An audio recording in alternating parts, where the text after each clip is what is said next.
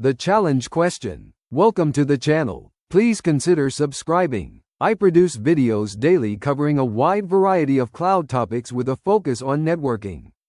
Today we're diving into a real-world scenario that many cloud architects face: configuring partner interconnect in Google Cloud Platform. This question tests your understanding of how partner interconnect works differently from dedicated interconnect, and what components you need to configure on the GCP side. The scenario presents a company that needs to connect their on-premises network to GCP using partner interconnect. They've already selected a service provider who will provide 5 gigabits per second of bandwidth to meet peak demand. Importantly, the company doesn't want to manage the BGP session themselves, a key detail that influences our configuration approach. Let me walk you through each answer option and explain why option 3 is the correct choice. Understanding why the wrong answers are incorrect is just as valuable as knowing the right answer, as it helps solidify your understanding of partner interconnect architecture. Partner interconnect is a hybrid connectivity option that allows you to connect to Google through a supported service provider. Unlike dedicated interconnect where you manage your own physical connection, partner interconnect leverages the service provider's existing network infrastructure. This makes it ideal for organizations that don't meet the 10 gigabits per second minimum for dedicated interconnect or don't have a presence near a Google peering location. Understanding partner interconnect architecture. Before we analyze each answer option, let's understand how partner interconnect actually works. This foundational knowledge is crucial for making the right configuration choices. In partner interconnect, 3 main parties are involved: your organization, the customer, Google Cloud, and the service provider, who acts as the intermediary. The service provider maintains physical connections to Google's network and allocates portions of this capacity to their customers. The key architectural components include VLAN attachments, which are logical connections that represent your allocated bandwidth from the service provider.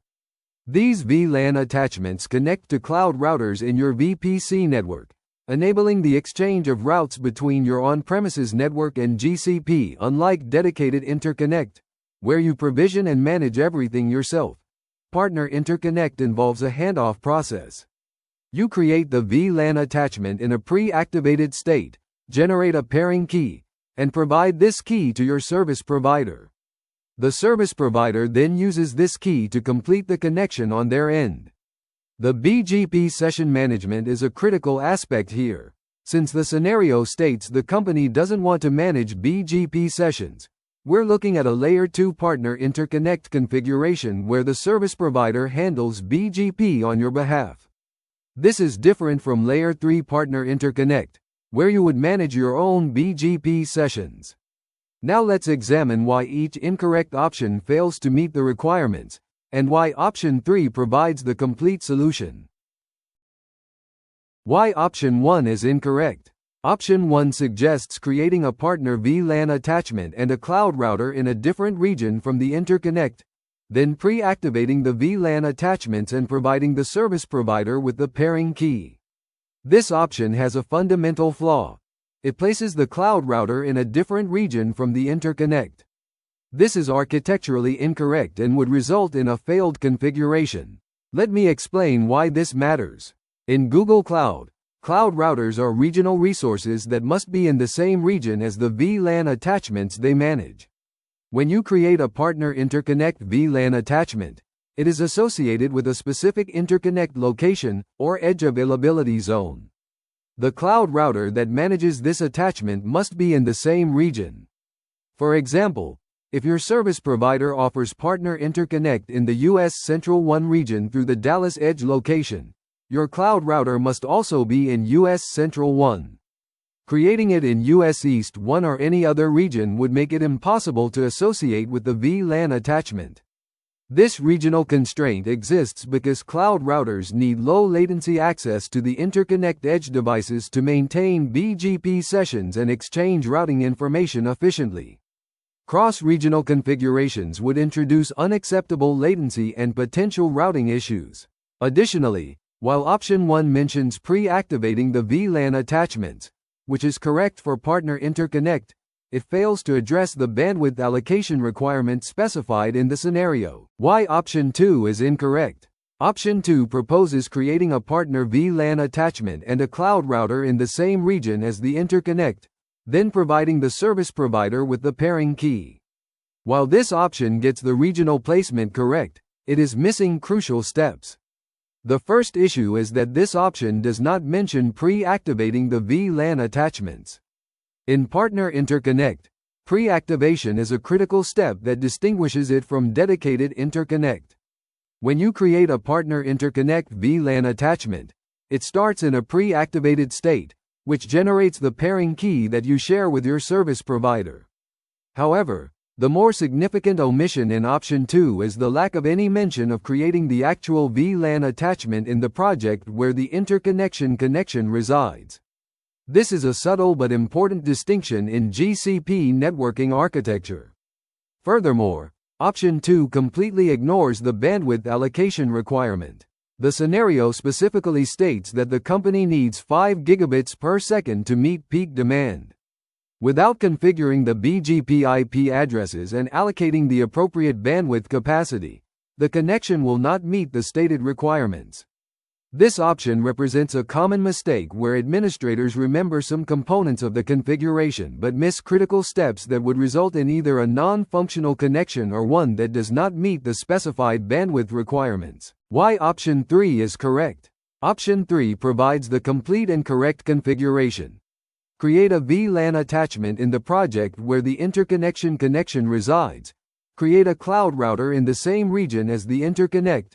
Configure the BGP IP addresses, and allocate 5 gigabits per second of capacity. Let me break down why each component of this answer is essential. First, creating the VLAN attachment in the correct project is fundamental. In GCP, the VLAN attachment must be created in the project that will use the interconnect connection. This ensures proper resource organization and billing.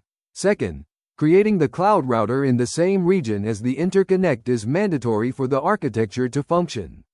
As I mentioned earlier, cloud routers are regional resources that must be co-located with their associated VLAN attachments. This ensures low latency communication and proper routing functionality.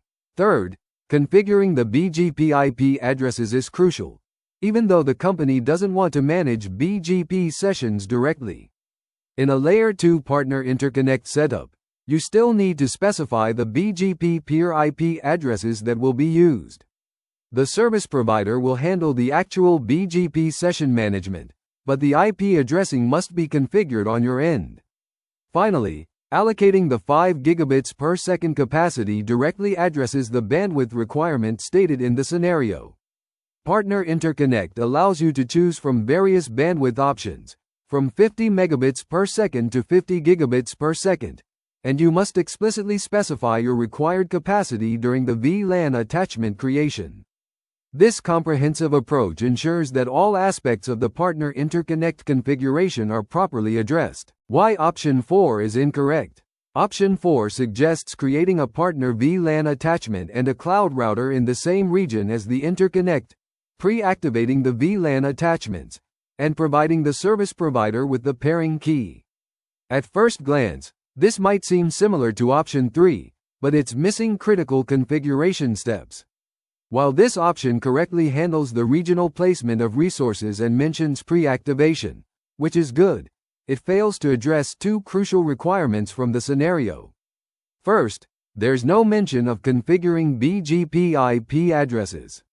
Even in a Layer 2 partner interconnect where the service provider manages BGP, you still need to configure the BGP peering IP addresses during the VLAN attachment setup. These addresses define the IP endpoints for the BGP session between your cloud router and the service provider's equipment. Second, and perhaps more critically, option 4 doesn't specify allocating the 5 gigabits per second bandwidth capacity. Without explicitly configuring the bandwidth during VLAN attachment creation, you might end up with a default allocation that doesn't meet your peak demand requirements. Partner interconnect requires you to specify your bandwidth needs upfront so the service provider can allocate the appropriate capacity. This option represents a configuration that might establish basic connectivity but wouldn't meet the specific requirements outlined in the scenario. It's a reminder that in cloud architecture, meeting all requirements, not just achieving basic connectivity, is essential. Now let's walk through the actual configuration process using G-Cloud commands and the Cloud Console. Understanding the practical implementation reinforces the theoretical concepts we've discussed. The first step is to create a cloud router in the appropriate region. This router will manage the BGP sessions and route advertisements for your partner interconnect connection. When creating the router, you'll specify the network, region, and ASN, the autonomous system number. Next, you'll create the VLAN attachment. This is where you specify all the critical parameters. The cloud router to use, the bandwidth capacity of 5 gigabits per second in our case, the edge availability zone provided by your service provider, and the BGP peering information. The VLAN attachment will be created in a pre-activated state. During VLAN attachment creation, GCP generates a unique pairing key. This key is what you'll share with your service provider. It's a secure token that allows the service provider to associate their side of the connection with your VLAN attachment without requiring access to your GCP project. The service provider uses this pairing key in their own systems to complete the circuit provisioning. Once they've activated their side, the VLAN attachment in your project will automatically transition from a pre-activated to an active state. Finally, you'll configure the BGP session parameters on your cloud router, including the peer ASN and advertised routes. Even though the service provider manages the BGP session in this scenario, you still control what routes are advertised from your VPC to on-premises.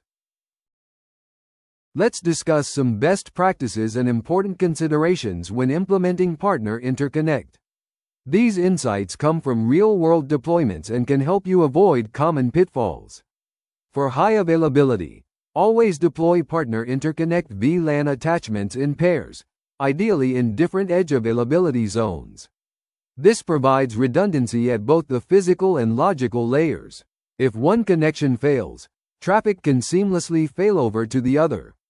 When it comes to bandwidth planning, remember that partner interconnect bandwidth is dedicated and guaranteed, unlike regular internet connections. The 5 gigabits per second specified in our scenario is exclusively yours and not shared with other customers. However, you should monitor utilization and plan for growth. Cost optimization is another important consideration. Partner interconnect charges include both Google's fees for the VLAN attachment and egress traffic, plus your service provider's charges. Make sure to understand both components when budgeting. Sometimes, multiple smaller VLAN attachments can be more cost-effective than one large one. From a security perspective, remember that Partner Interconnect provides a private connection that doesn't traverse the public internet. However, it's not encrypted by default. If you need encryption, you'll need to implement it at the application layer or use Cloud VPN over the interconnect. Finally, maintain good communication with your service provider. They're a critical part of your infrastructure, and establishing clear escalation procedures and maintenance windows is essential for operational success. Understanding common troubleshooting scenarios helps reinforce why the correct configuration, option 3, includes all the necessary components. Let me share some typical issues and their resolutions.